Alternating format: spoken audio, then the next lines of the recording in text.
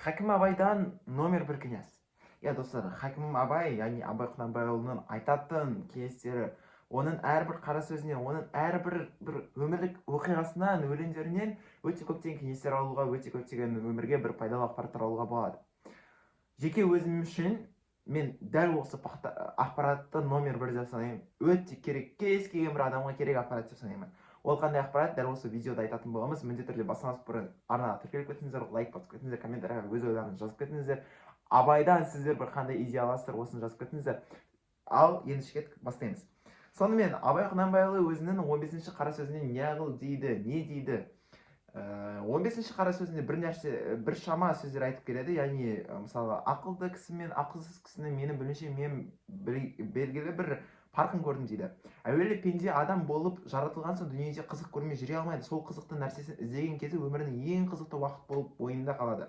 Сонда есті адам орынды іске қызығып, құмарланып іздейді екен дағы, күнінде айтса құлақ, ойланса көңіл сіңгендей болады екен. Оған бұл өткен өмірінің өкініші жоқ болады екен дейді. Яғни мына жерде бір басты сөз болып тұр. Сонда есті адам орынды іске қызығады дейді. Яғни орынды іске қызығады.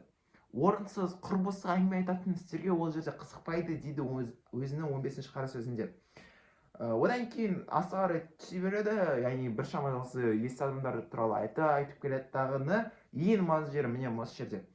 Егер де былай жақын көрінеді-ау деймін, көрінеді деп ойлаймын. Егер де есті кісілердің қатарында болғың келсе, күнінде бір мәртебе, немесе болмаса жұмысында бір, ең болмаса айында бір өзінен есеп алып, сол алдыңғы есеп алғаннан бергі өмірді қалай өткіздің екен, не білімге, не ақыретке, не дүниеге жаранды, күнінде өзінің өткізбестей қылықпен өткізіпсі.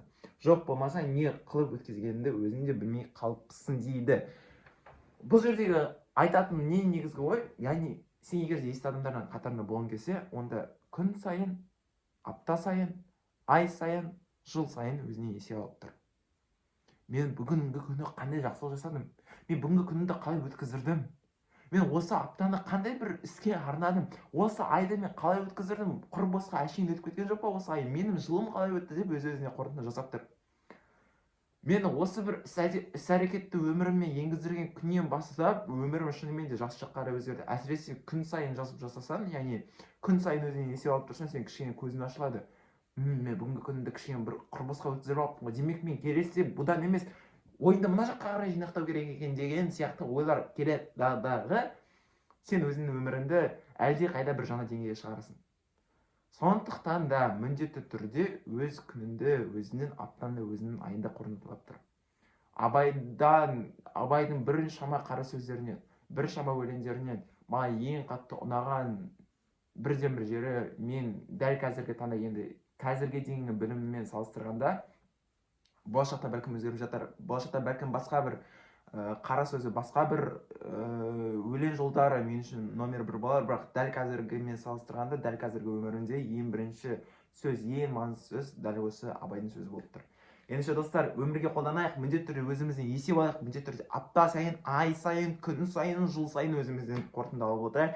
Бұл мейлі жұмыста болсын, мейлі отбасылы өмірде болсын, мейлі мектепте болсын, мейлі мемлекеттік салада болсын, мейлі қарапайым адам өзінің өмірінде болсын. Видеодан лайк басып кетейік. Сіздермен бірге болған Қазақ профессор келесі видеода кездескенше.